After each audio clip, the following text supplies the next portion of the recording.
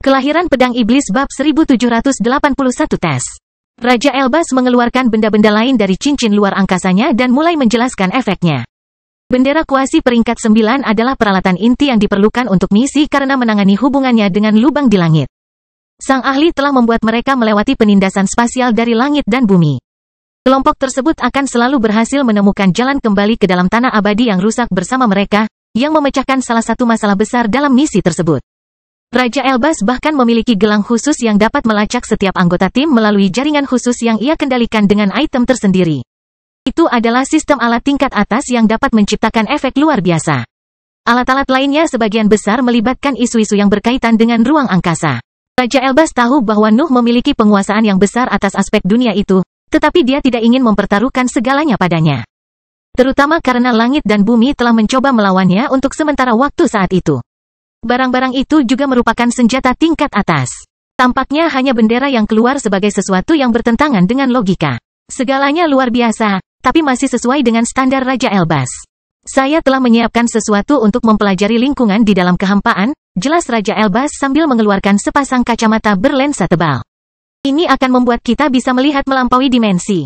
Kita akan melihat ruang hampa dan ruang lain yang terhubung dengan area tersebut. Bisakah mereka melihat melewati warna putih meskipun langit dan bumi mengawasi pemandangan itu? Nuh bertanya. Keingintahuannya menguasai dirinya. Nuh selalu menghormati bakat dan prestasi Raja Elbas, tetapi dia akhirnya mempertanyakan kata-katanya karena misinya tidak mengizinkan kegagalan atau salah langkah.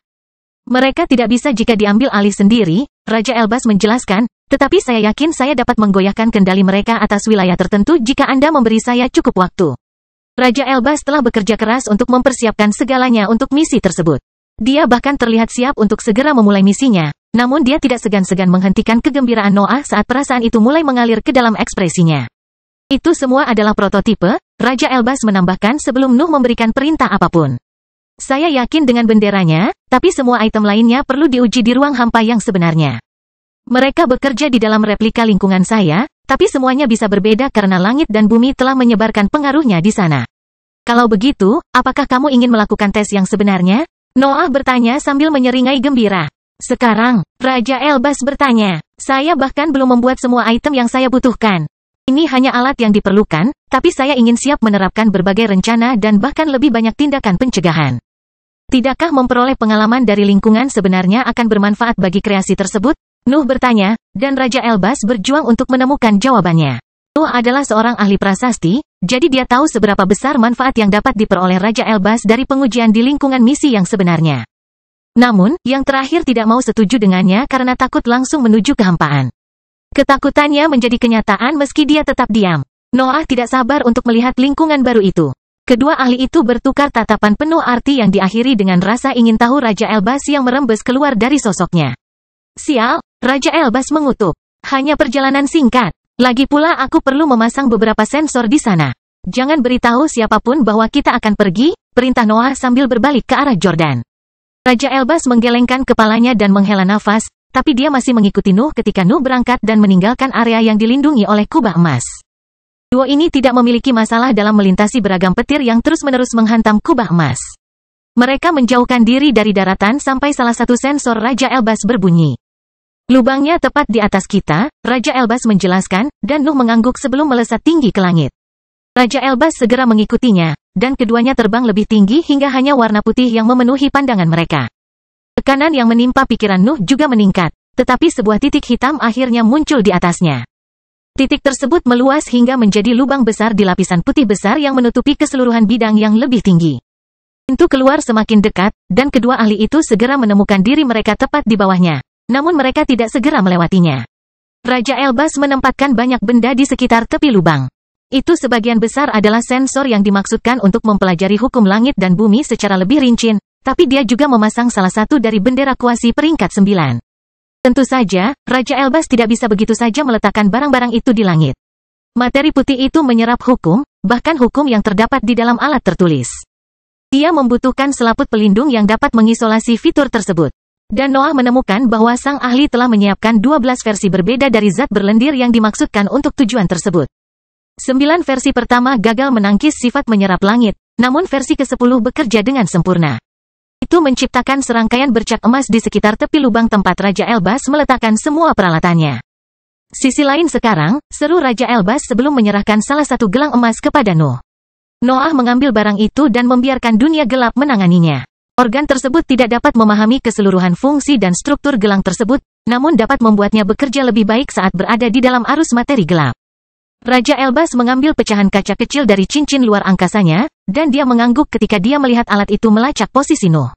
Semuanya berfungsi untuk saat ini, dan bahkan benda yang menempel di langit sudah mulai menunjukkan fungsinya. Namun, itu hanya bagian yang mudah. Raja Elbas dan Nuh bertukar anggukan sebelum melewati lubang. Dinding putih besar mengelilingi mereka saat mereka terbang lebih tinggi. Mereka berada di sebuah terowongan besar yang memancarkan hukum kuat yang dimiliki oleh sistem langit dan bumi.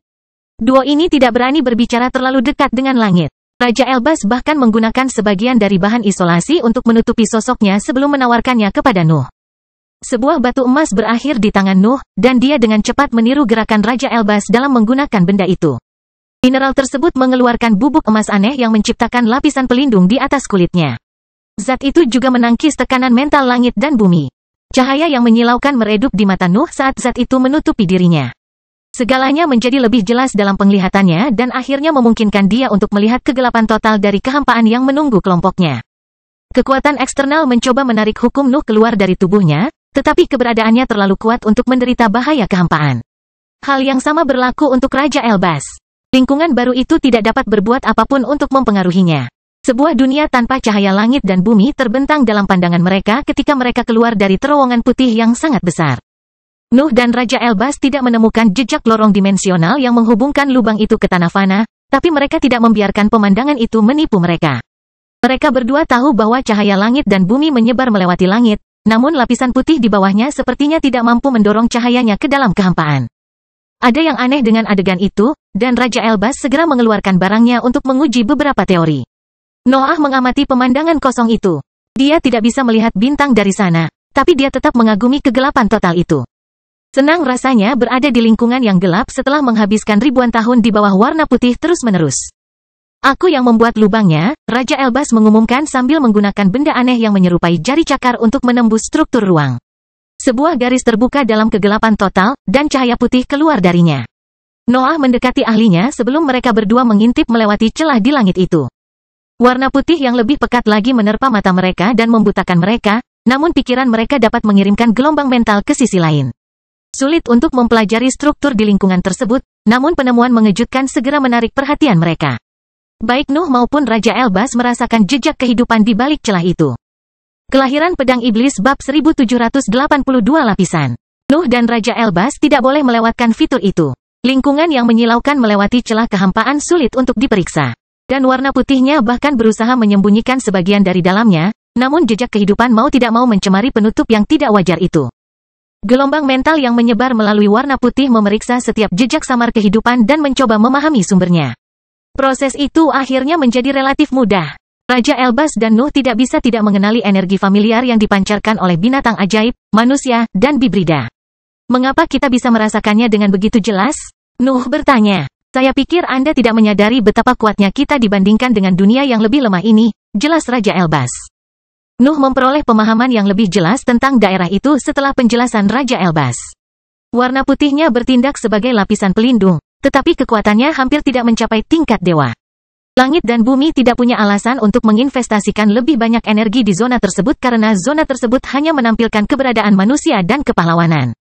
Pantas saja arsitek surgawi berhasil melihat negeri fana lainnya, Nuh menyadari dalam benaknya. Pantas saja Raja Elbas dan Pangeran kedua berhasil menciptakan terowongan dimensional. Tidak mungkin bagi para penggarap peringkat 6 untuk mengabaikan batasan langit dan bumi jika mereka menggunakan kekuatan penuh mereka. Pengetahuan tentang tanah fana lainnya dan alam yang lebih tinggi tidak akan tersentuh oleh para ahli heroik. Sebaliknya, langit dan bumi tampaknya telah membatasi kekuatan penghalang di dunia yang lebih lemah. Para penguasa tidak mau mengerahkan banyak energi untuk tugas itu, yang mungkin menunjukkan ketidakpedulian mereka. Mempelajari berbagai tanah fana dan alam yang lebih tinggi adalah hal yang penting bagi keberadaan. Pemahaman yang lebih mendalam terhadap dunia dapat memberikan wawasan tentang keseluruhan perjalanan kultivasi dan memungkinkan mereka menghadapi bahaya di masa depan. Namun, hal yang sama tidak berlaku untuk langit dan bumi. Para penguasa tidak punya alasan untuk peduli dengan pengetahuan itu. Bagaimanapun juga, setiap pakar sejarah telah gagal memanfaatkan struktur sistem untuk keuntungan mereka.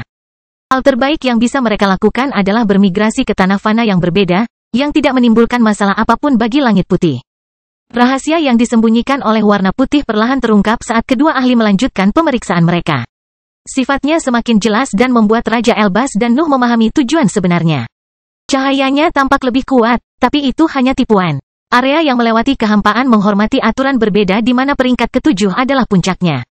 Nuh dan Raja Elbas menganggap cahaya itu menyilaukan karena membawa kekuatan tertinggi yang tersedia di lingkungan terisolasi tersebut. Sampul yang tercipta dari warna putih bahkan bukanlah efek yang tepat dari pancaran cahaya itu. Itu hanyalah konsekuensi dari tugasnya.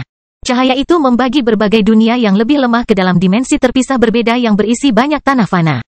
Target ini tidak ada gunanya, Raja Elbas akhirnya mengungkapkan. Rasanya luar biasa akhirnya bisa mengetahui keseluruhan struktur sistem langit dan bumi, namun tanah fana tidak bisa membantu kita. Keberadaan peringkat 8 saja bisa mengubahnya menjadi debu hanya dalam sesi latihan. Nuh tidak membutuhkan Raja Elbas untuk menjelaskan bagian itu. Dia sudah mencatat ciri-ciri itu dalam pikirannya, tapi dia tidak putus asa. The Mortal Lands tidak bisa berbuat banyak untuk organisasinya. Kekuatannya terlalu kecil, dan energinya bahkan berasal dari alam yang lebih lemah. Materi gelap Nuh dapat menghabiskannya dalam waktu kurang dari sekejap. Namun, targetnya bukanlah tanah fana.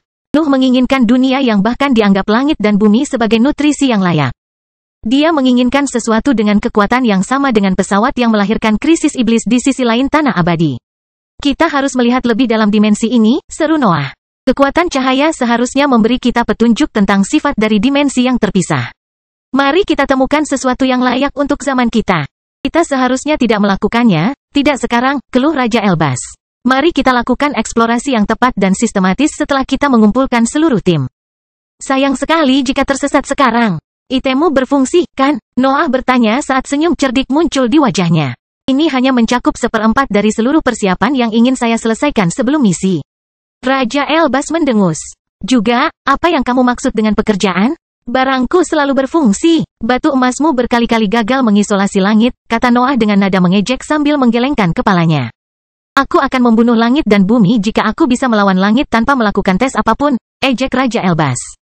Kamu tidak akan menipuku kali ini.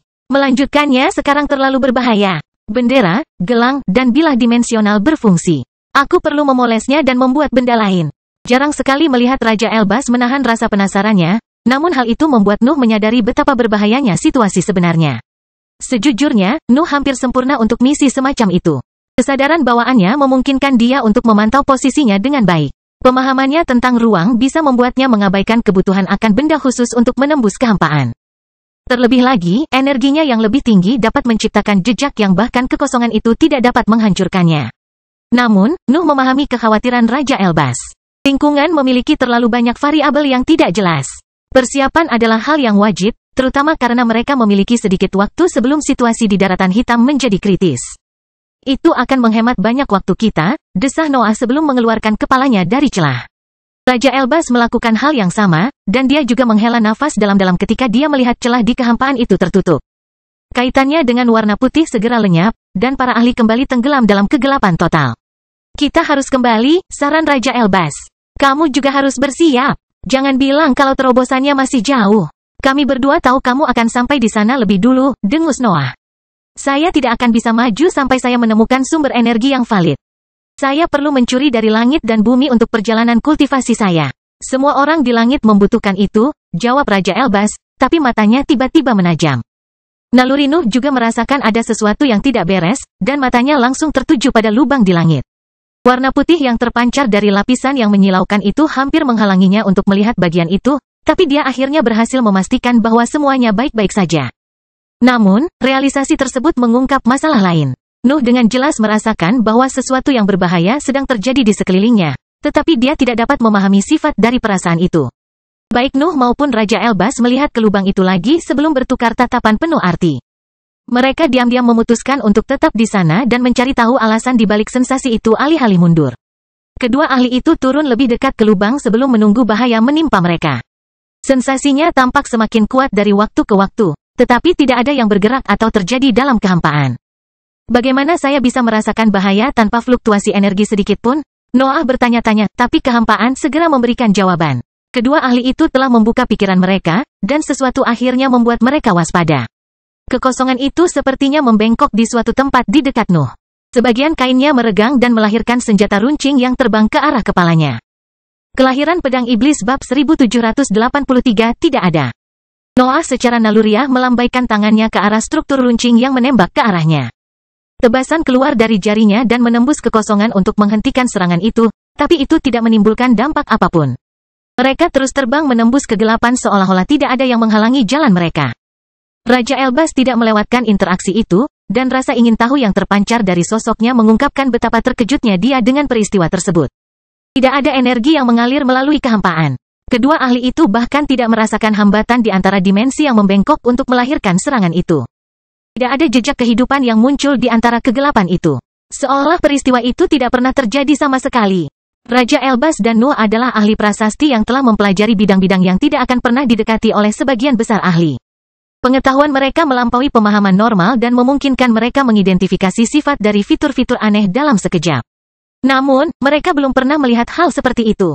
Kekosongan telah bergerak tanpa memancarkan energi apapun. Luar angkasa seolah menjadi musuh dalam lingkungan tersebut. Ini tidak masuk akal, Noah mengutuk dalam benaknya saat kedua ahli itu terbang mendekati lubang di langit. Bagaimana sesuatu bisa melakukan sesuatu tanpa hukum? Kekosongan itu adalah kekosongan murni. Itu tidak mengandung energi atau hukum. Makna sebenarnya yang mengatur dimensi bekerja pada lapisan keberadaan yang terpisah, namun tidak ada hubungannya dengan kegelapan. Bagaimanapun, ruang ada di mana-mana.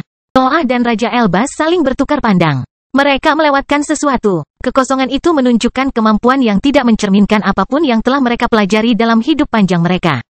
Itu hidup tanpa hidup. Itu menyerang tanpa memancarkan energi. Itu meniru ruang, tetapi lapisan antar dimensi tidak bergerak selama kejadian terakhir. Apakah kamu masih ingin kembali? Noah bertanya sambil menyeringai gembira. Diam, Raja Elbas mendengus. Ini berbeda. Kita tidak bisa membiarkan ancaman yang tidak diketahui ada sebelum membawa yang lain ke sini. Pedang iblis muncul di tangan Nuh, dan Raja Elbas mencabut tombak api tingkat atas dari cincin luar angkasa miliknya. Kedua ahli bersiap untuk bertempur, meskipun kekosongan tidak memberi mereka lawan. Apakah kamu tahu apa ini? Noah bertanya saat sensasi berbahaya itu kembali meningkat. Kupikir benda hitam adalah kesukaanmu, Raja Elbas tertawa. Aku mengerti, kata Noah saat seringainya melebar. Mari bersenang-senang. Nuh dan Raja Elbas tidak membiarkan kekosongan itu bergerak lagi. Mereka mengarahkan senjatanya ke depan dan melepaskan serangan besar-besaran yang memenuhi area luas dengan kekuatan penghancur. Energi Raja Elbas yang lebih tinggi menyatu dengan tombak dan beresonansi dengan api emasnya. Cahaya yang keluar dari senjatanya hampir mengalahkan warna putihnya sebelum lautan emas besar mengisi kekosongan. Sebuah tebasan tajam ditembakkan dari pedang iblis, tapi serangan itu tidak menyebar sambil mengalir ke kejauhan. Sebaliknya, ia menciptakan jejak energi tajam yang meluas seiring aliran materi gelap di dalamnya. Kedua serangan itu bersentuhan, tetapi Nuh dan Raja Elbas memastikan bahwa keduanya tidak saling mempengaruhi. Lautan cahaya keemasan dan ketajaman yang pekat memenuhi area di sekitar kedua ahli tersebut dan mencegah setiap serangan aneh. Nuh dan Raja Elbas mengawasi serangan mereka. Mereka telah meluncurkan teknik besar-besaran yang akan memaksa setiap makhluk hidup meninggalkan daerah tersebut. Sesuatu akhirnya bergerak di dalam serangan itu, dan Noah melesat ke depan. Dia terbang menembus cahaya keemasan yang terik dan mengaktifkan zat yang tidak stabil untuk menahan teknik kuat Raja Elbas. Jejak samar energi asing muncul di antara serangan Raja Elbas. Noah tidak bisa merasakan dari mana asalnya. Tetap saja, instingnya bereaksi terhadap gerakan itu, dan tubuhnya melesat mengejarnya. Cahaya keemasan tidak berhasil memperlambatnya, dan energi asingnya cepat. Ia berlari tanpa gangguan melintasi serangan Raja Elbas dan mencoba menyebar lebih dalam ke dalam kehampaan. Noah tidak mau pergi terlalu jauh dari lubang itu. Dia meletakkan pedang iblis di dahinya dan melepaskan badai tebasan hitam saat kesadarannya meluas. Serangan tersebut tidak bertujuan untuk mengenai energi aneh tersebut secara langsung. Nuh hanya memotong jalannya dan memaksanya mundur ke arahnya. Nuh tidak tahu bagaimana menjelaskan apa yang dilihatnya begitu energi asing memasuki penglihatannya. Sebuah titik hitam kecil yang ternyata adalah sosok manusia kecil bergerak melalui cahaya keemasan sementara tebasan hitam terus muncul di dalam serangan dan menghalangi jalannya. Manusia mungil itu tidak memiliki fitur wajah apapun, dan juga tidak memiliki tangan dan kaki. Hampir menyerupai boneka kecil dan tidak lengkap, namun bagian dalamnya kosong. Sebenarnya, tepiannya tidak tepat. Apa itu? Noah bertanya-tanya ketika dia mendekati makhluk itu dan mengelilinginya dengan materi gelapnya. Cahaya kemasan membakar lapisan luar laut hitamnya, tetapi Nuh memiliki cukup energi yang cukup untuk disia-siakan. Selain itu, dia tidak ingin membuat Raja Elbas mundur dari tekniknya karena dia tidak mengetahui kemampuan makhluk itu. Apa? Noah berteriak dalam benaknya ketika dia melihat bahwa energinya yang lebih tinggi pun tidak dapat menghentikan makhluk itu. Sosok manusia mungil itu bergerak bebas melalui lautan materi gelap, dan teknik Nuh bahkan tidak merasakan kehadirannya. Makhluk itu sepertinya tidak ada, tapi Noah bisa melihatnya dengan jelas. Kalau begitu, kenapa dia lari dari tebasanku? Nuh bertanya-tanya sebelum memberikan ciri tajam pada energinya yang lebih tinggi.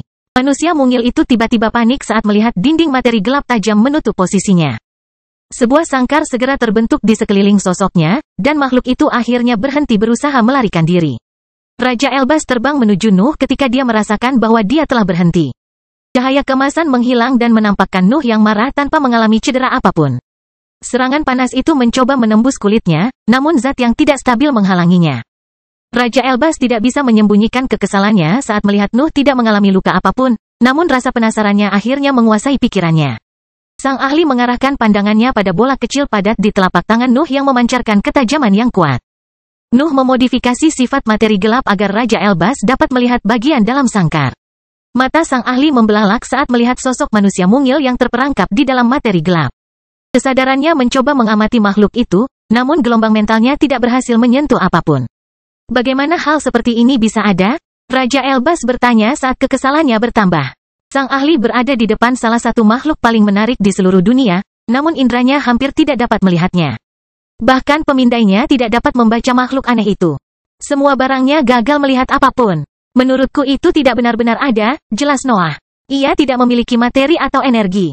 Itu adalah kumpulan kekosongan yang dapat menembus hampir semua materi dan mantra. Sejujurnya, ia lebih dekat dengan ketiadaan. Bisakah hal seperti itu muncul di dunia kita? Raja Elbas bertanya. Siapa tahu, jawab Nuh. Sejauh yang kita ketahui, langit dan bumi mungkin telah menghancurkan dan membangun kembali dunia berkali-kali. Mereka mungkin telah bereksperimen dengan berbagai jenis bentuk kehidupan selama upaya tersebut. Apakah menurutmu mereka membuang kegagalan itu ke dalam kehampaan? Raja Elbas bertanya sambil meletakkan tangannya di bawah dagunya. Aku tidak tahu harus berpikir apa, desah Noah. Mengapa sesuatu yang kebal terhadap segalanya malah lari di depan ketajamanku? Kelahiran Pedang Iblis bab 1784 tertawa. Kita tidak bisa melancarkan eksplorasi di ruang hampa dengan ancaman yang tidak jelas seperti itu, Raja Elbas mengingatkan Nuh saat mencoba mempelajari makhluk kosong itu. Kami tahu mereka takut dengan ketajaman saya, jelas Noah. Ini seharusnya tidak bergantung pada keistimewaanku. Kita bisa dengan mudah menanganinya dengan Sword Sein. Kita masih perlu mengujinya, desah Raja Elbas sambil membungkuk ke arah sangkar dan mengusap dagunya. Saya berharap kita bisa mempelajari lebih lanjut tentang makhluk ini sebelum kembali ke angkasa, tapi saya tidak bisa berinteraksi dengannya sama sekali. Ada sesuatu yang bisa kita coba, usul Noah. Lagi pula, menyimpannya di sini tidak ada gunanya. Kamu tidak bisa mempelajari kekosongan. Raja Elbas menunjukkan ekspresi bingung yang berubah menjadi wajah penasaran ketika menyadari bahwa Nuh ingin melakukan sesuatu yang aneh lagi. Nuh turun ke dalam lubang dan menunggu Raja Elbas mengambil barangnya sebelum terbang menuju sisi lain. Kedua ahli itu secara teknis sudah kembali ke area di bawah langit sekarang, tetapi mereka tetap berada di tepi terowongan putih karena mereka memiliki sesuatu untuk diuji. Mengapa ini malah menimbulkan reaksi? Raja Elbas bertanya ketika melihat Nuh membuat lubang di sangkar yang mengarah langsung ke langit putih. Aku tidak tahu, Noah tertawa, tetapi sesuatu yang sangat aneh pasti ada hubungannya dengan langit dan bumi. Langit mungkin akan menunjukkan kepada kita lebih banyak tentang makhluk ini setelah menyerapnya. Raja Elbas tertawa dalam benaknya. Langit dan bumi dapat menghancurkan seluruh alam yang lebih tinggi dalam sekejap, mereka mengendalikan sistem dunia yang sangat luas. Tetapi Nuh dapat memperlakukan langit mereka seperti reagen jika situasinya memerlukannya. Sosok manusia mungil itu segera melesat melalui celah di dalam sangkar, namun ia ragu-ragu untuk maju saat melihat putihnya langit yang dilaluinya. Tampaknya ketakutan, tetapi Nuh tidak membiarkannya diam. Sebagian sangkar menghilang saat Nuh meletakkannya di langit. Materi putih menyerap energi di dalam materi gelap dalam waktu singkat, tetapi Nuh tidak mempedulikannya. Dia hanya ingin melihat makhluk yang dipenjara itu bergerak maju. Makhluk itu tidak dapat melarikan diri. Ia memiliki ketajaman Nuh di atas, di bawah, dan di belakang sementara langit semakin dekat di depannya. Ia harus memilih tempat untuk mati, dan keputusannya tampaknya jatuh pada materi gelap. Nuh dan Raja Elbas mengungkapkan ekspresi terkejut pada adegan itu, tetapi Nuh tidak membiarkan sosok manusia itu melakukan apa yang diinginkannya. Materi gelapnya yang tajam menjadi tumpul sebelum makhluk itu bisa mengenainya, dan kekosongannya menghantam ketajamannya yang tidak berbahaya. Berhasil, Noah berteriak dalam benaknya sebelum mengubah sifat sangkar. Tindakan terakhirnya adalah pertaruhan. Noah tidak tahu apakah menekan sebagian ketajamannya bisa merugikan makhluk itu, tapi keputusannya membuahkan hasil. Materi gelap sekarang mendorong sosok kecil itu ke langit, dan tidak ada yang bisa menghentikan bentrokan yang akan terjadi. Makhluk itu mencoba yang terbaik untuk menghindari menyentuh langit, tapi gagal membunuh dirinya sendiri sebelum bentrokan. Sosok kosongnya meresap ke dalam material putih dan menyatu dengannya. Nuh dan Raja Elbas menunggu reaksi, tetapi sepertinya tidak ada hasil. Namun, serangkaian garis hitam akhirnya muncul pada material putih tersebut dan melahirkan makhluk humanoid tinggi yang memiliki fitur wajah sebenarnya. Itu memang menyerupai bibrida, pikir Noah sambil mengamati pemandangan menakjubkan itu. Langit melahirkan makhluk hidup aneh setelah menyatu dengan makhluk kosong itu. Ide dan hipotesis yang tak terhitung jumlahnya muncul dalam diri Nuh dan Raja Elbas saat kejadian itu terjadi. Pikiran mereka memikirkan banyak teori, tetapi mereka terpaksa memulai semuanya lagi ketika mereka melihat makhluk itu membuka matanya yang besar. Ia benar-benar hidup kembali, seru Raja Elbas. Mata makhluk itu bergerak melintasi area itu sebelum menatap kedua ahli itu dan memasang ekspresi memohon. Jelas mereka ingin Nuh dan Raja Elbas membebaskannya dari langit, tetapi keduanya tidak punya niat untuk membantu. Kedua ahli itu tidak berani menyentuh langit. Mereka terlalu lemah untuk menangani material itu dengan tangan kosong. Apalagi mereka berdua ingin melihat bagaimana reaksi langit dan bumi terhadap peristiwa itu. Kilatan cahaya putih tiba-tiba muncul di atas mereka. Raja Elbas dan Noah segera mengarahkan senjatanya ke tempat itu, namun campuran keterkejutan dan ketakutan memenuhi pikiran mereka saat mereka merasakan aura peringkat 9 menyebar melalui terowongan. Kedua ahli tersebut tidak berani bertukar pandang dalam situasi itu, tetapi mereka tahu bahwa mereka memiliki pemikiran yang sama. Itu adalah waktu untuk melarikan diri, tapi kecepatan mereka tidak akan berpengaruh banyak terhadap keberadaan peringkat 9. Lebih baik mengandalkan keadilan langit dan bumi pada saat itu. Tetap di sini adalah pilihan cerdas. Sebuah suara muda mencapai telinga mereka sebelum tawa menyebar ke seluruh terowongan. Kecuali jika Anda membeku dalam ketakutan. Anda masih akan mendapatkan sesuatu, tetapi segalanya akan jauh lebih mengecewakan. Cahaya di atas mereka meredup dan memperlihatkan seorang pria muda yang mengenakan jubah putih berlengan besar. Sang ahli memiliki rambut putih panjang, alis putih, dan iris mata hitam tajam yang tampak menyatu dengan pupilnya. Jangan khawatir, pemuda itu mengumumkan sebelum menyuarakan tawa yang sama. Aku tidak bisa menyentuhmu, tapi aku yakin kamu mengetahuinya. Noah Balvan dan Xavier Elbas sadar akan keadilan langit dan bumi. Kultivator turun melalui terowongan, dan kedua ahli itu segera keluar dari terowongan untuk menjaga jarak dari keberadaan asing. Tidak perlu terlalu berhati-hati juga, pemuda itu tertawa sambil mendekati makhluk aneh yang terjebak di langit. Aku datang untuk yang satu ini. Hal-hal seperti ini harusnya tetap dilupakan. Kultivator itu menyentuh langit, dan tangannya menembus lapisan putih sebelum mendarat di atas makhluk aneh itu. Nuh dan Raja Elbas hanya bisa melihatnya mengejang kesakitan sebelum menghilang di dalam warna putih. Kamu benar-benar mempunyai bakat dalam membuat masalah, seru sang kultivator dan tertawa sambil mengeluarkan tangannya dari langit. Mereka biasanya tidak terlalu dekat dengan langit. Ketakutan mereka terhadap langit dan bumi terlalu kuat. Apa yang membuat mereka tertarik? Nuh bertanya ketika melihat sang penggarap sepertinya tidak keberatan membagikan ilmunya. Sebenarnya apa itu? Wah, tenanglah, kata sang kultivator sambil memberi isyarat padanya untuk berhenti. Kami masih musuh. Saya tidak bisa memberitahu Anda bahwa mereka yang dikutuk oleh langit dan bumi secara alami menarik mereka. Nuh dan Raja Elbas tetap tidak bisa berkata-kata, tetapi kultivator tersebut segera mengedipkan mata pada mereka untuk mengungkapkan sifat tindakannya. Dia benar-benar berbagi ilmunya dengan lawan-lawannya. Saya pikir pertanyaan yang lebih baik adalah pertanyaan apa, lanjut kultivator itu sambil melipat tangannya dan mengangkat satu jari ke pipinya. Saya hanya melihat prosesnya terjadi beberapa kali, jadi saya tidak tahu banyak. Langit dan bumi membuang banyak benda ke dalam kehampaan. Sulit untuk menghubungkan hal itu dengan periode yang tepat. Kedua ahli itu melanjutkan dengan diam. Mereka telah mempelajari sesuatu yang baru tentang langit dan bumi, namun mereka takut akan mendapat hukuman jika mereka meminta terlalu banyak. Kebanyakan dari mereka takut terhadap benda tajam, tambah sang kultivator. Ini mengingatkan mereka pada saat langit dan bumi memisahkan mereka dari keberadaannya. Anda mungkin harus berhati-hati selama perjalanan melewati langit. Kelahiran Pedang Iblis bab 1785 Kaisar. Kata-kata kultivator tersebut membuat Nuh dan Raja Elbas terkejut. Langit dan bumi sudah menyadari rencana mereka untuk mencuri energi dari dunia yang terhubung ke alam yang lebih tinggi. Strategi besar mereka telah menemui hambatan besar. Apakah menurutmu langit dan bumi tidak menyadarinya? Kultivator itu bertanya sambil menyuarakan tawa masa mudanya.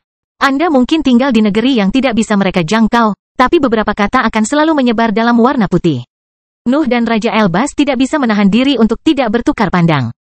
Mereka tidak tahu mengapa kultivator mengungkapkan begitu banyak hal, tetapi jelas bahwa mereka mempunyai masalah. Jangan lihat aku seperti itu. Kultivator itu tertawa. Langit dan bumi tidak akan bertindak sampai kamu melukai mereka, jadi bagian pertama dari misimu akan berjalan baik. Kamu hanya perlu berurusan dengan makhluk-makhluk yang terlupakan ini.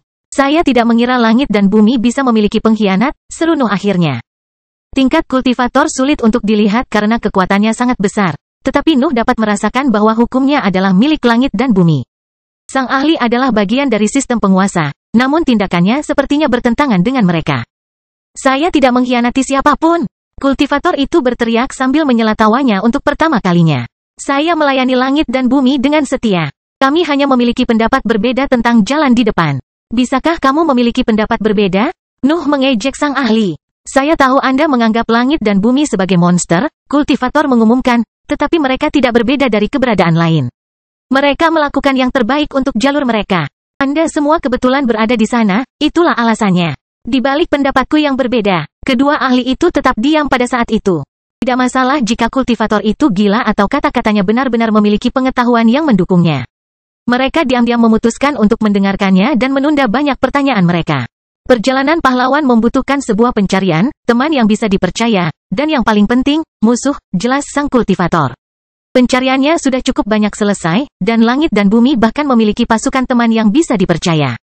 Yang kurang dari mereka adalah musuh yang tepat yang bisa membuat mereka melampaui batas mereka. Itukah sebabnya kamu membantu kami?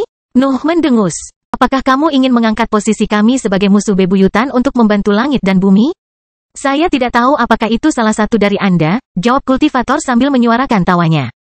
Menurutku kamu adalah kandidat terbaik, tapi siapa yang tahu? Mungkin salah satu keturunanmu akan menjadi lawan yang tepat. Aku yakin sosok ini akan muncul di organisasimu. Hanya saja aku tidak tahu kapan. Kami tidak akan mengikuti rencana kecilmu, ejek Raja Elbas. Jalan kita bukan milik sistem apapun. Kita adalah variabel di dunia yang berusaha mengendalikan segalanya. Bagaimana kita bisa berakhir dalam perjalanan ini setelah peringatanmu? Kamu sudah melakukannya, kultivator itu tertawa. Keberadaanmu bahkan tidak mengizinkanmu untuk berhenti. Kamu dikutuk untuk memainkan peranmu, tapi aku harus memastikan bahwa langit dan bumi tidak akan mengusirmu sampai kamu matang. Bagaimana mereka bisa mengusir kita? Nuh bertanya. Mereka harus mematuhi keadilan mereka. Langit berisi pasukan yang telah bersiap menghadapi zaman, kultivator mengumumkan sambil senyumnya membeku. Aku mengakui kekuatanmu, tapi kamu tidak tahu seberapa kuat lawanmu. Langit dan bumi belum bisa melepaskan persenjataannya padamu, tapi pada akhirnya kamu akan mencapai peringkat ke-9, dan itu akan menghilangkan hampir semua batasan. Aura yang mengancam mulai mengalir keluar dari kultivator. Nuh dan Raja Elbas melihat dunia dalam penglihatan mereka berubah menjadi tontonan cahaya terang yang hampir membuat mereka buta. Kamu akan bertumbuh, akhirnya sang kultivator berseru sambil menarik kembali cahayanya, kamu akan meraih beberapa kemenangan, namun pada akhirnya kamu akan kalah. Aku ingin kamu kuat agar kekalahan itu menjadi peristiwa penting bagi langit dan bumi.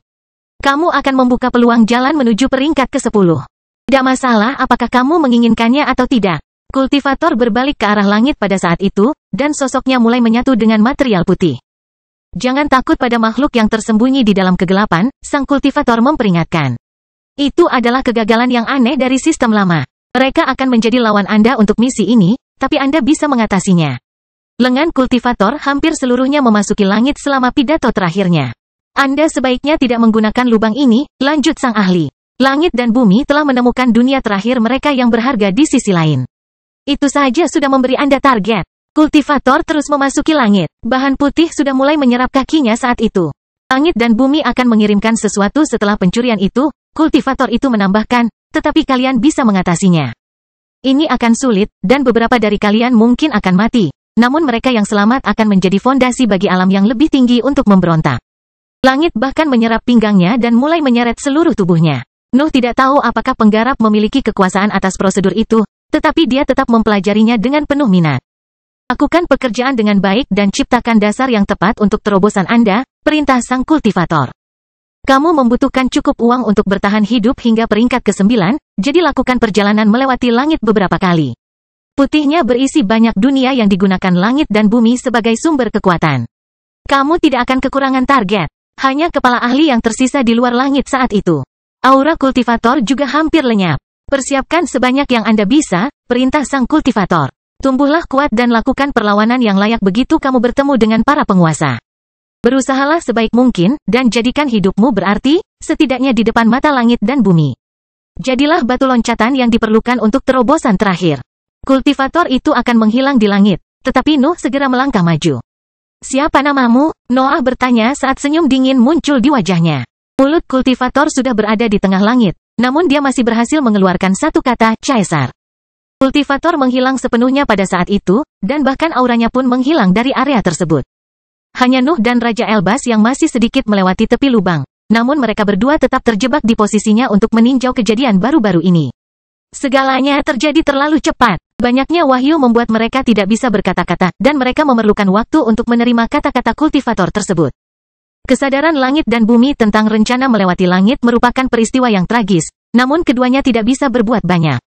Para penguasa mengetahui bahwa organisasi Nuh akan mengeksplorasi kekosongan tersebut, namun organisasi Nuh tidak akan membiarkan hal tersebut mematahkan semangat mereka. Kehampaan tersebut berisi keberadaan yang dibuang oleh langit dan bumi sepanjang zaman.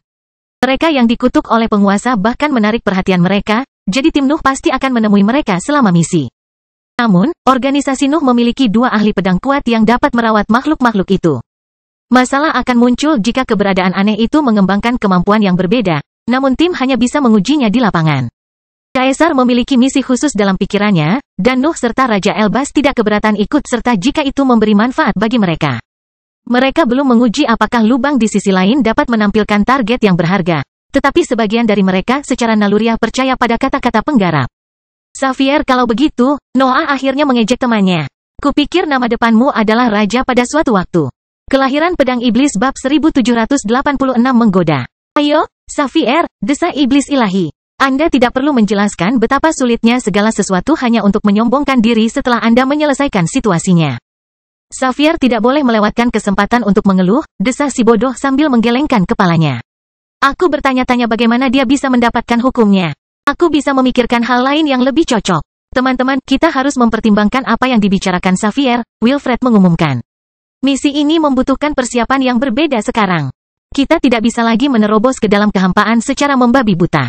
Kami tidak akan pernah melakukan itu, dengus Robert. Lagi pula, Xavier akan mengurus semuanya. Dia punya lebih banyak pekerjaan sekarang.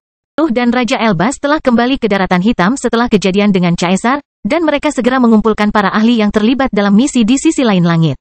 Alexander, Sword Saint, Wilfred, Divine Demon, Robert, The Fullery, Stephen, dan para ahli lainnya dengan kekuatan pertarungan panggung yang solid telah mencapai kedua ahli itu dalam sekejap. Dan mereka tetap diam sementara keduanya menjelaskan semua yang terjadi di dalam lubang. Tentu saja, Nuh tak segan-segan mengungkap nama asli Raja Elbas, dan hal itu melahirkan sederet sindiran terhadap sang ahli. Saya bisa bersiap menghadapi banyak ancaman selama saya punya waktu, jelas Raja Elbas sambil mengabaikan ahli lainnya. Aku bahkan bisa melakukan sesuatu untuk mengatasi kelemahan spesifik makhluk kosong itu, tapi aku pengecualian dalam hal ini. Masalahnya bukan pada banyaknya masalah yang berhubungan dengan misi. Aku hanya ingin kita mempertimbangkan bagaimana langit dan bumi dapat mengambil manfaat darinya. Mengapa mereka mendapat manfaat darinya, Xavier? Iblis ilahi bertanya. Kami berencana mencuri dari mereka. Biasanya hal itu berdampak buruk bagi para korban.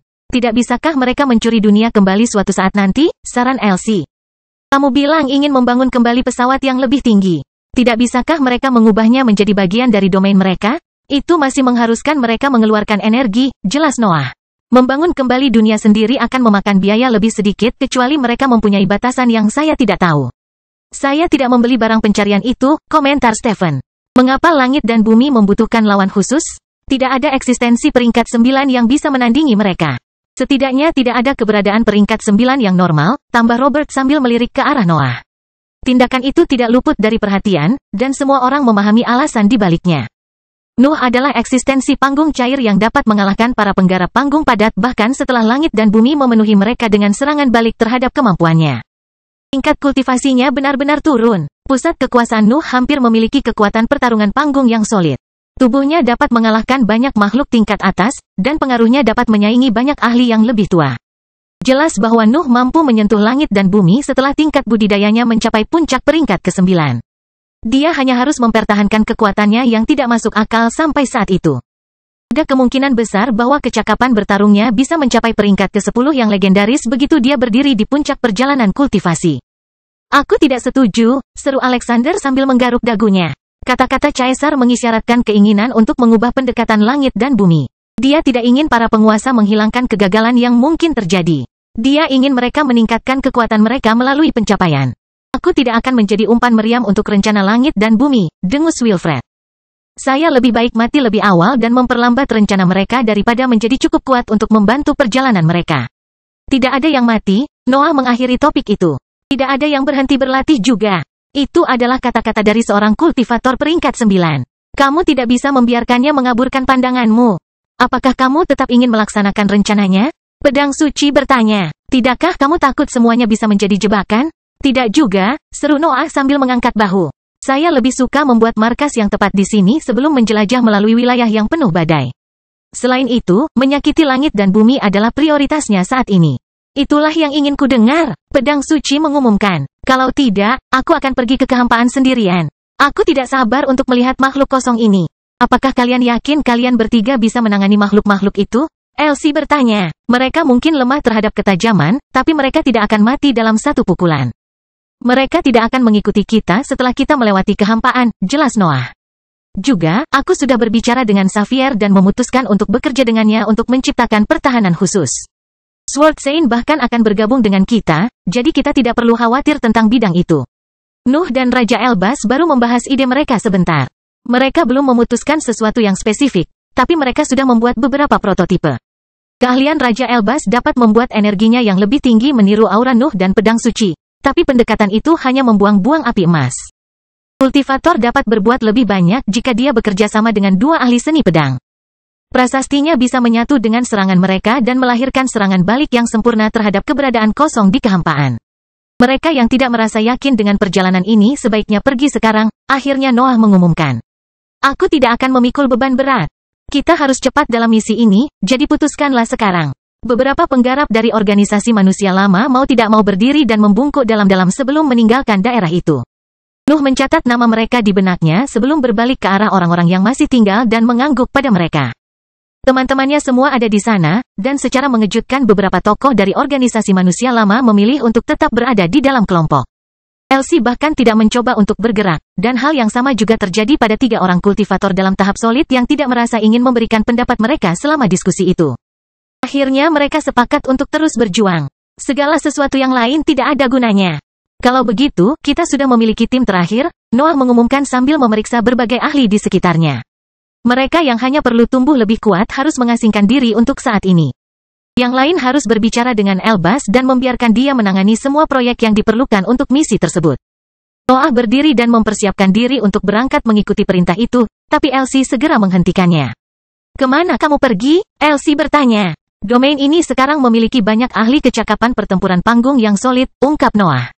Sisi manusia dan Bibrida telah memberikan bagiannya. Saya harus menghubungi binatang ajaib sekarang.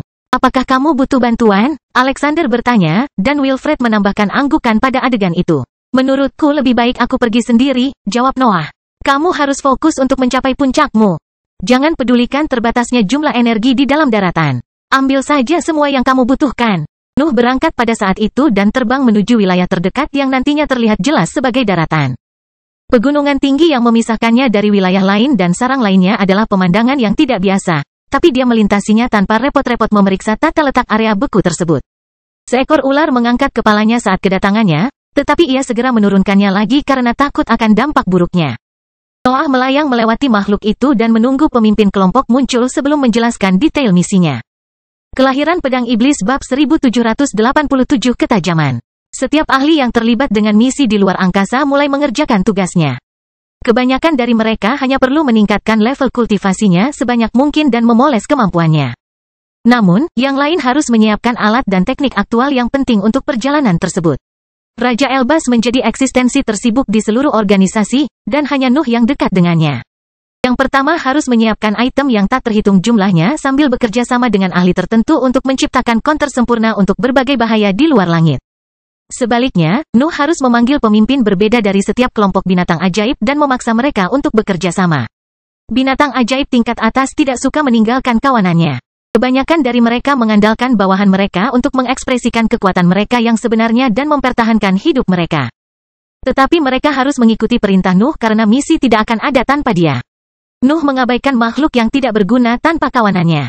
Dia lebih suka meninggalkan mereka di daratan sebagai sekutu potensial melawan pemberontak daripada membawa gerombolan yang ribut dalam misinya. Mengumpulkan binatang ajaib hanyalah tugas vitalnya yang pertama. Nuh harus bergabung dengan Raja Elbas setelahnya dan membantunya dengan pertahanan khusus yang mengandalkan ketajamannya.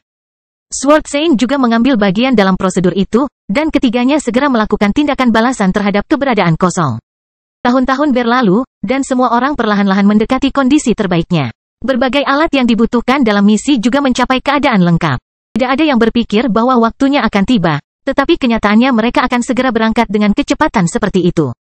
Waktunya akhirnya tiba, dan berbagai ahli berkumpul di sisi lain daratan hitam untuk meninjau rencana tersebut untuk terakhir kalinya. Raja Elbas dan Nuh telah menjelajahi jalan melalui lubang yang berbeda sebelum berkumpul. Mereka mengikuti saran Caesar dan pergi ke sisi lain dari pesawat yang lebih tinggi untuk menemukan target yang sesuai. Eksplorasi mereka ternyata cukup membuahkan hasil. Caesar telah mengatakan yang sebenarnya. Area yang terungkap setelah menembus kekosongan di sisi lain dari bidang yang lebih tinggi berbeda. Mereka masih memiliki lapisan putih yang dimaksudkan untuk mengisolasi dunia yang lebih rendah, tapi mereka juga menampilkan zona khusus dengan cahaya yang jauh lebih kuat. Jelas sekali bahwa lapisan putih yang kuat itu tidak hanya berisi tanah fana karena langit dan bumi tidak akan membuang begitu banyak energi untuk mengisolasi dunia yang lebih rendah. Pasti ada sesuatu yang berharga di sana, sesuatu yang dapat melampaui cahaya yang lebih lemah, dan itulah yang diinginkan Nuh. Keduanya bahkan telah menguji keseluruhan item Raja Elbas dan telah mempersiapkan area untuk misi tersebut. Mereka tidak meninggalkan apapun di sisi lain langit karena kehadiran makhluk kosong. Tapi di dalamnya terdapat tempat aman yang dapat menampung beberapa peralatan dan prasasti sementara semua orang selesai bersiap. Tata letak terakhir grup tersebut menampilkan teman-teman Nuh, beberapa penggarap dari organisasi manusia lama, dan banyak binatang ajaib tingkat atas. Itu adalah tim aneh yang melepaskan gelombang kekuatan besar-besaran ke lingkungan dan bahkan Nuh hampir tidak bisa mengendalikannya. Alexander, Sword Saint, Wilfred, Divine Demon, Robert, dan Stephen adalah ahli panggung yang solid sehingga Noah tidak perlu mengawasinya karena mereka mengikuti perintah mereka untuk menghormati otoritasnya. Namun, Elsie dan ketiga kultivator dalam tahap solid yang telah memutuskan untuk bergabung dengan misi masih memiliki keraguan. Dan kesetiaan mereka terhadap Nuh sebagian besar bergantung pada daratan hitam. Hal itu tidak bisa dihindari karena keempat ahli tersebut belum menghabiskan banyak waktu di bawah pemerintahan Nuh. Namun, mereka memahami betapa parahnya situasi ini, dan mereka setuju dengannya mengenai rencana yang dapat memperbaikinya. Binatang ajaib dalam tim lebih sulit dikendalikan. Kebodohan mencoba bertindak sebagai jembatan antara pihak setia dan makhluk-makhluk itu, tetapi babi tidak lagi termasuk dalam jenis mereka setelah peningkatan Nuh. Levelnya juga masih dalam tahap cair, yang membuat sebagian besar pemimpin kelompok meremehkannya. Nuh harus melepaskan harga dirinya terus-menerus untuk memastikan bahwa binatang ajaib itu tidak menjadi mangsa kemarahan atau naluri mereka. Mereka adalah binatang lapar yang mulai menyesal meninggalkan sarang berharga mereka untuk kembali ke kehampaan itu. Mengetahui bahwa target mereka kosong hanya memperburuk kekesalan mereka. Namun, kelompok aneh itu tetap bersatu, dan tidak ada keluhan besar yang terdengar di antara mereka. Misi akhirnya bisa dimulai, dan ketegangan pasti menumpuk di antara tim setelah mereka meninggalkan tempat aman di daratan dan terbang menuju lubang yang telah ditandai Raja Elbas sebelumnya. Noah harus memimpin kelompok untuk menginspirasi mereka dan membuat mereka menghilangkan kekhawatiran mereka. Perannya di garis depan akan memaksanya menghadapi lebih banyak bahaya, tapi Alexander, Sword Saint, dan Robert tidak membiarkannya sendirian. Keempatnya memimpin kelompok itu melewati terowongan di langit dan memasuki kehampaan yang sangat luas. Semua orang berkumpul di sana pada saat itu, tetapi para ahli harus menunggu di tengah kegelapan karena Raja Elbas harus menyiapkan beberapa peralatan untuk sisi lain langit. Raja Elbas menggunakan batu emasnya untuk membuat selaput di atas langit yang menghentikan kemampuannya. Bercak emas perlahan menutupi tepi aula sebelum banyak benda berbeda muncul di sana. Nuh mengenali bendera kuasi peringkat 9 dan prasasti berbahan bakar kaleng hitam berisi cairan padat yang dibuat oleh Raja Elbas. Namun, itu hanyalah sebagian kecil dari badai benda yang dilemparkan sang ahli ke petak emas. Raja Elbas mengaktifkan sensor, layar, suar, pertahanan, pelacak, dan sinar yang dimaksudkan untuk memberi sinyal lokasi lubang. Sebagian besar item tersebut berada di tingkat atas dari peringkat ke-8, dan hanya bendera kuasi peringkat 9 yang melampaui level tersebut. Penantian di tengah kegelapan memaksa para ahli menyebarkan sebagian pengaruhnya ke lingkungan. Itu berfungsi sebagai umpan bagi banyak makhluk yang tersembunyi di antara kehampaan, Tapi mereka juga mengharapkan hal yang sama. Noah dan yang lainnya melihat kekosongan membungkuk ke arah mereka sambil menciptakan paku tajam yang mengancam akan menembus tubuh mereka. Namun, pertahanan Raja Elbas diaktifkan pada saat itu, dan serangkaian tebasan hitam dan perak tiba-tiba muncul di dalam serangan itu. Raja Elbas dapat meniru serangan tertentu, tetapi dia lebih suka menggunakan pendekatan yang berbeda. Dia menyimpan serangan rekan-rekannya dan menghubungkan mereka ke serangkaian sensor yang bisa mendeteksi gerakan sekecil apapun di dalam kehampaan. Terlebih lagi, Raja Elbas telah menambahkan fitur unik pada beberapa sensornya. Makhluk kosong itu aneh, tapi mereka punya kelemahan, dan dia bisa mengeksploitasinya.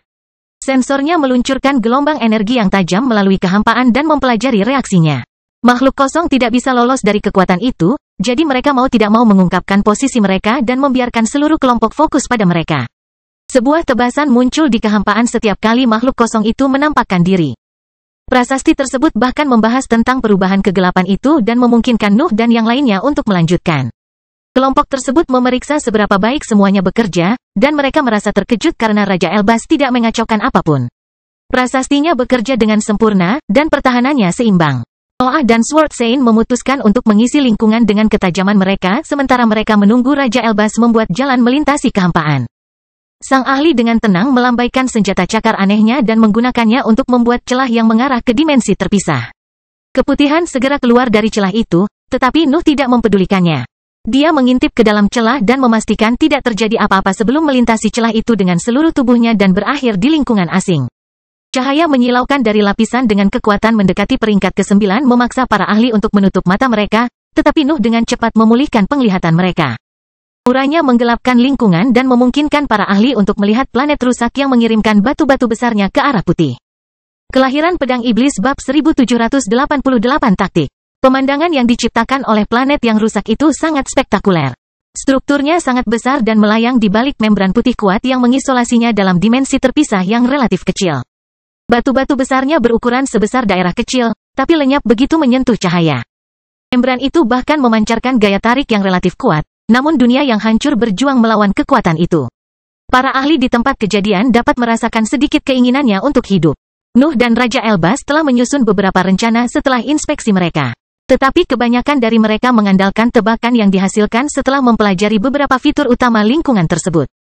Mereka tahu bahwa dimensi terpisah yang tersembunyi di dalam kehampaan memiliki dunia dan beberapa di antaranya merupakan target yang cocok.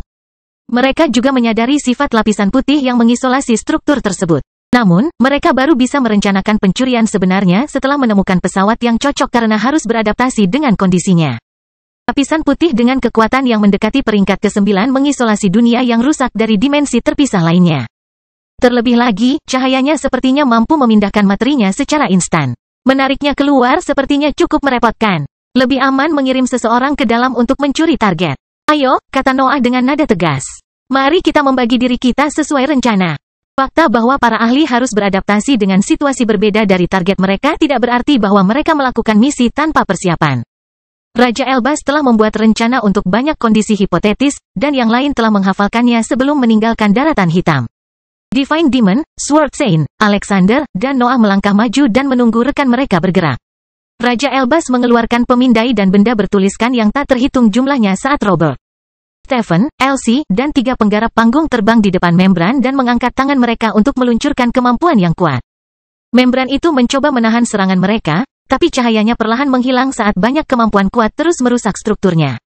Langit dan bumi tidak menciptakan lapisan putih itu untuk mempertahankan target mereka dari serangan luar, jadi menembusnya ternyata lebih mudah dari yang diharapkan. Sebuah lubang terbuka di membran, dan tim Robert segera mengerahkan kemampuan berbeda untuk menjaga tepinya tetap terbuka.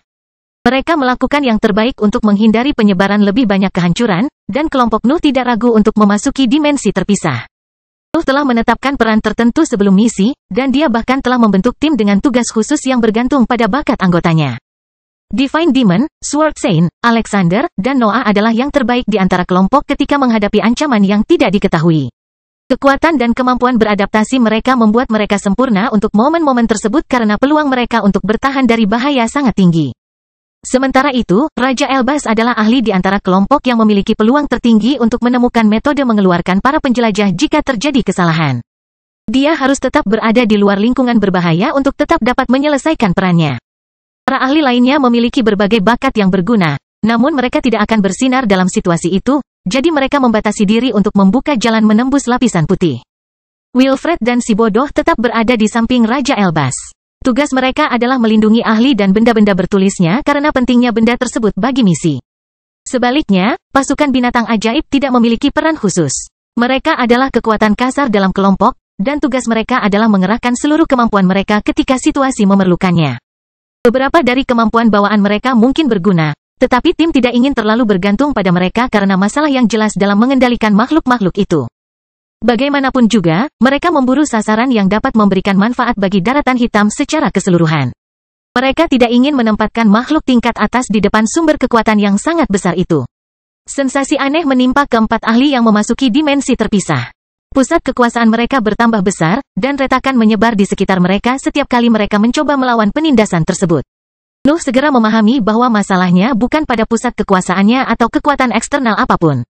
Aturan dunia di lingkungan itu sangat berbeda. Keberadaan dewa seharusnya tidak ada di sana, dan hukum yang mengatur tempat itu mengetahui hal itu.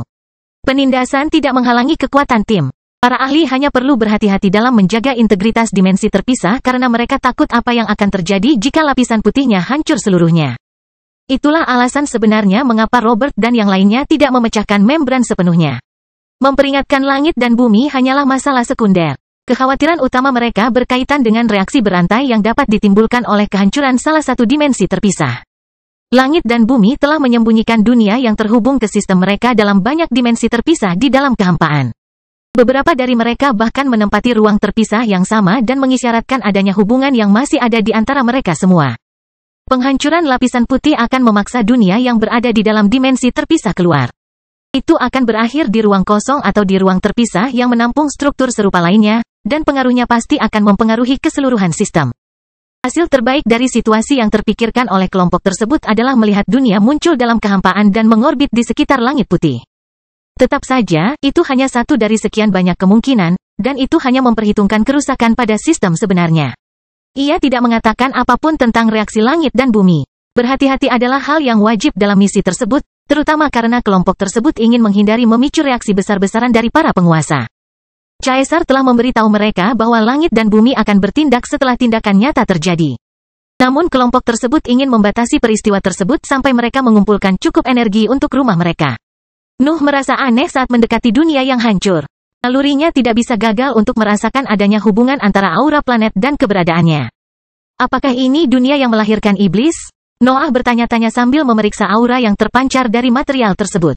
Nalurinya jarang mendapat kesan yang salah, dan tidak mengecewakan Noah bahkan dalam situasi seperti itu.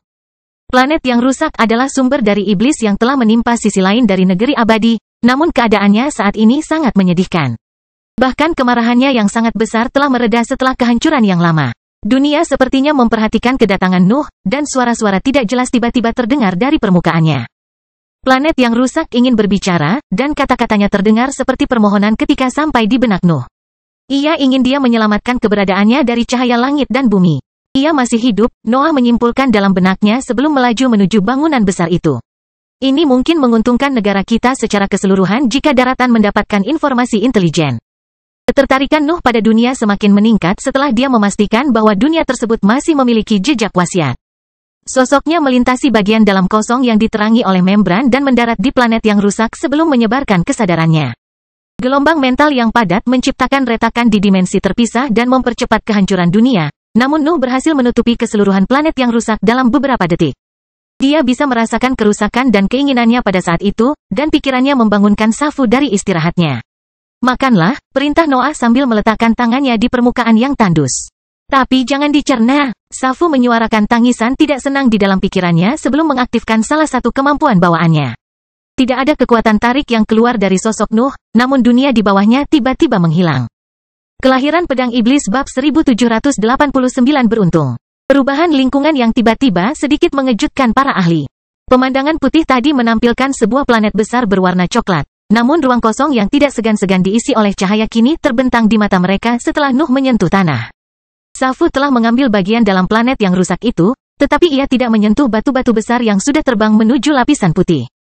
Nuh telah memilih pendekatan itu dengan sengaja untuk menunda reaksi langit dan bumi, dan sosoknya dengan cepat melesat menuju celah setelah dia menyelesaikan pencurian. Divine Demon, Alexander, dan Sword Sein menirunya dan melewati celah itu dalam sekejap. Robert dan ahli lainnya melepaskan tepi lubang pada saat itu, dan lapisan putih dengan cepat melebar untuk memperbaiki celah tersebut. Detik-detik menegangkan menyusul peristiwa itu. Para ahli menatap dimensi besar yang terpisah dan menunggu pecahnya langit dan bumi, tetapi tidak ada hasil. Struktur tersebut terus menarik batu-batu besar dan puing-puing ke arah membran seolah-olah planet tersebut masih ada. Apa yang kamu temukan? Noah bertanya sambil berbalik ke arah Raja Elbas setelah beberapa detik berlalu.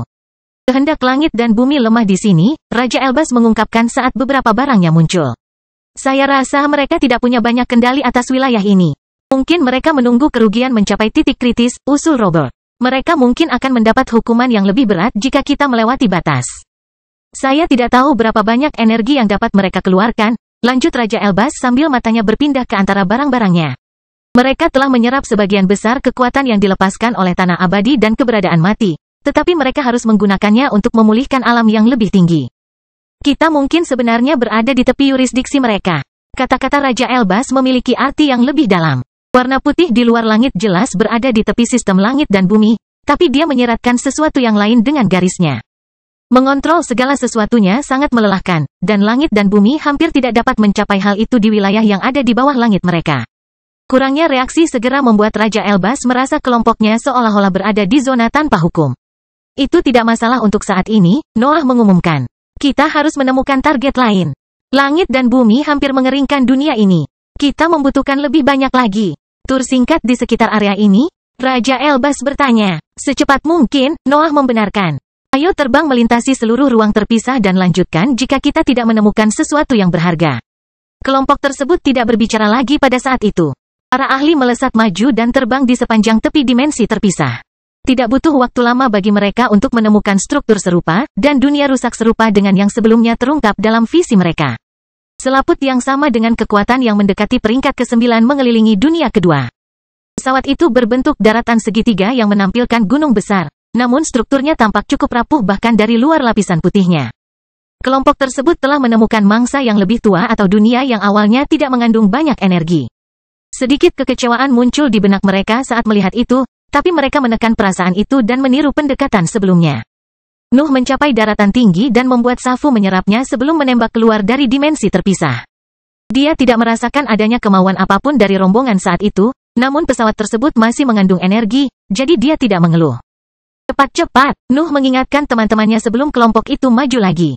Kelompok tersebut akhirnya menemukan penghalang tak kasat mata di jalan mereka.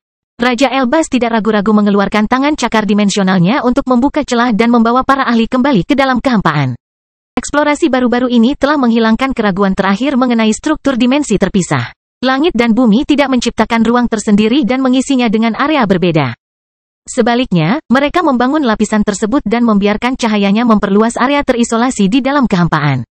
Raja Elbas dengan cepat mengetuk gelangnya setelah celah itu tertutup dan menyegel cahaya di ruang terpisah. Kelompok itu telah muncul kembali di bagian kehampaan yang tidak diketahui. Dan cahaya menyilaukan yang dilepaskan dari langit di bawah mereka menutupi setiap jejak lubang dan lorong serupa di bagian dalam tanah abadi. Itulah rintangan terbesar dalam penjelajahan dunia di luar angkasa. Warna putihnya membuat mustahil menemukan jalan kembali ke lubang. Bahkan mencakup jalur lain yang mungkin berada di area sekitarnya. Bahkan ahli terkuat pun akan kesulitan menemukan jalan kembali ke sisi lain langit. Item Raja Elbas tidak terkecuali. Tapi dia telah mengujinya dan menyesuaikan fungsinya dengan lingkungan yang aneh. Barang-barang tersebut tidak terpengaruh oleh pengaruh langit dan bumi karena fungsi cerdas yang dia tambahkan tepat setelah penjelajahan pertamanya di area tersebut.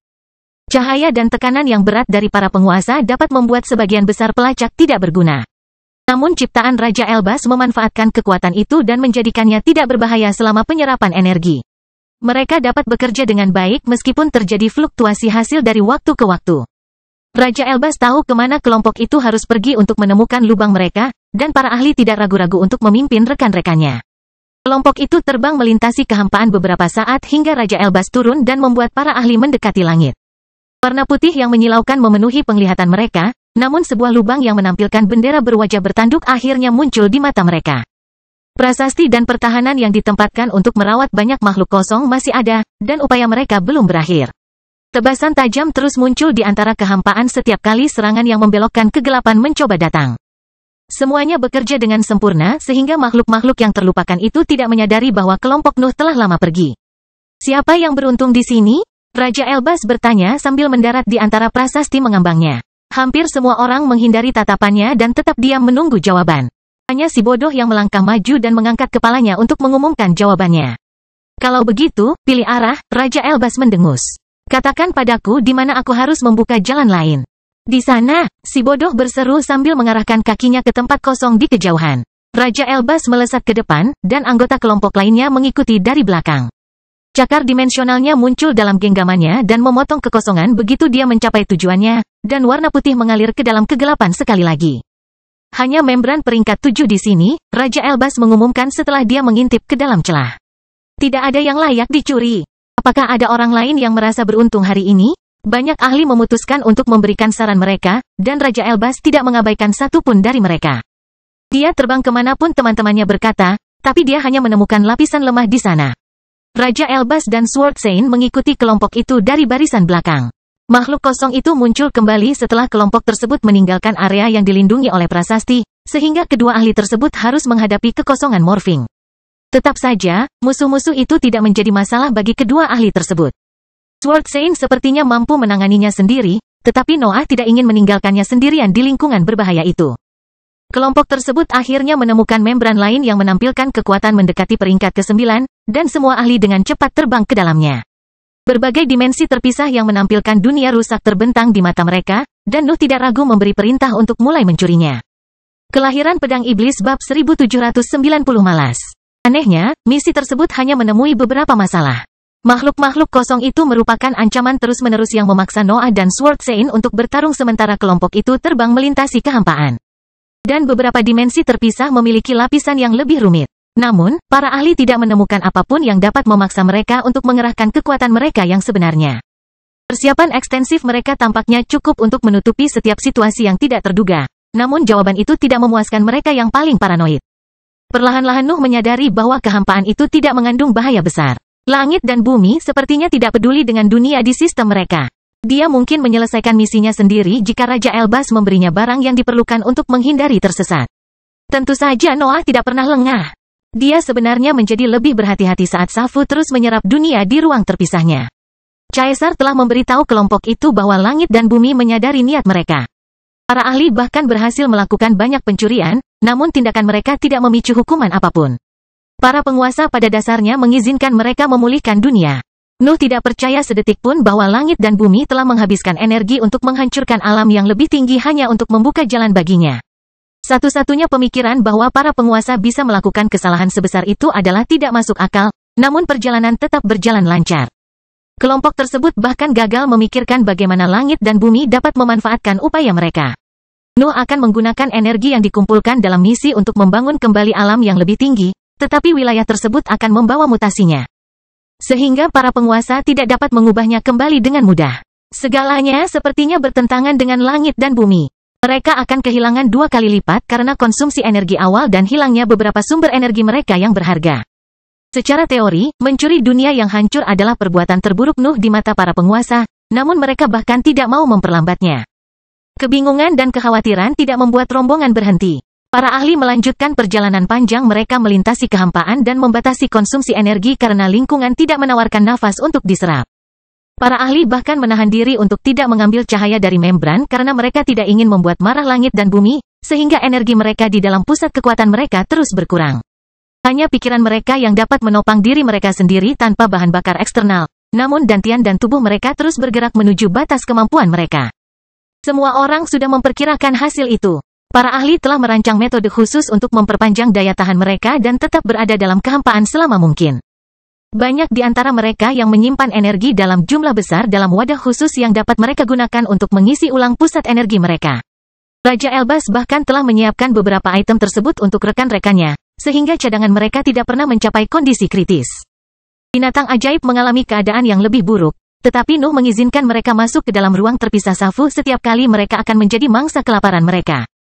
Proses tersebut menghabiskan sebagian energi yang terkumpul akibat pencurian, tetapi hasil itu lebih baik daripada makhluk yang marah kehilangan kendali atas dirinya sendiri.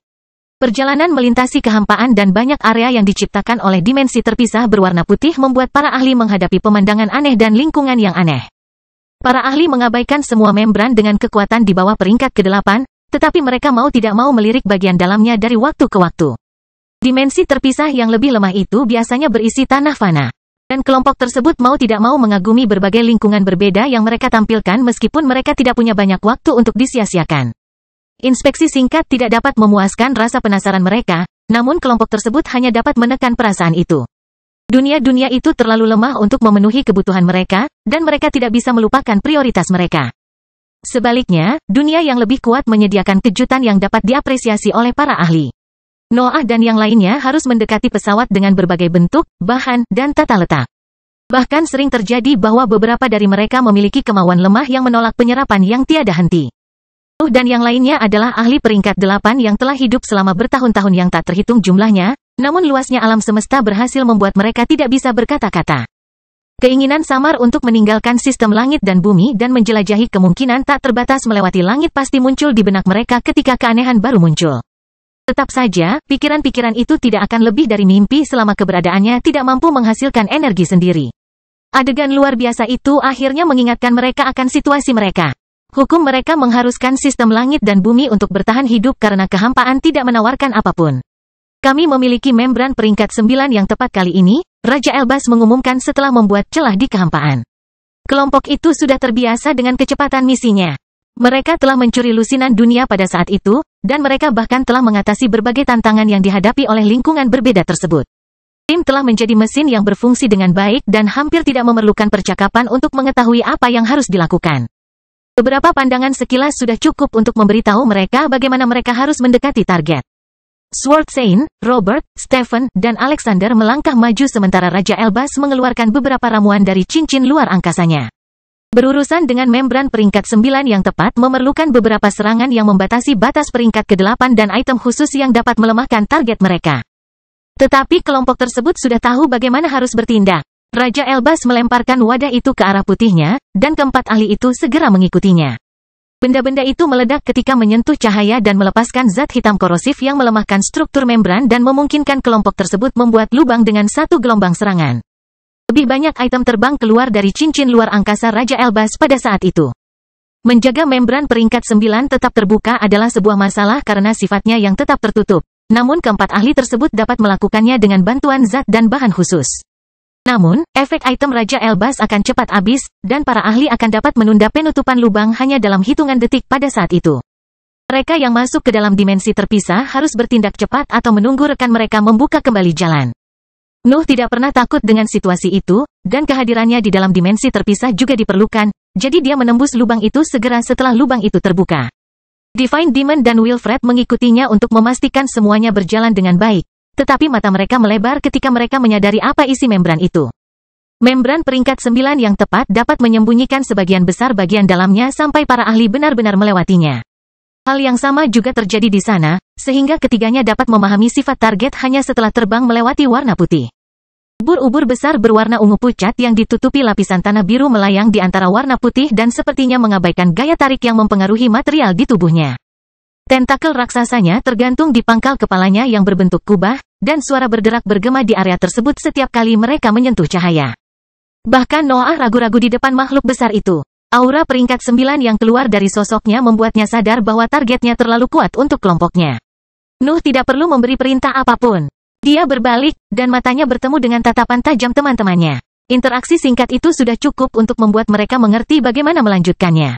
Mereka harus segera pergi. Meski begitu, ubur-ubur tersebut masih menunjukkan tanda-tanda kehidupan ketika ketiga ahli tersebut mengganggu tidurnya. Tentakelnya dengan malas retak di lapisan putih, dan retakan besar terbuka di mana-mana. Nuh dan yang lainnya bergegas menuju lubang itu, tetapi retakan itu mencapai tepinya di depan mereka. Kemudian, sebuah ledakan bergema di telinga mereka, dan sebuah kekuatan besar mendarat di punggung mereka.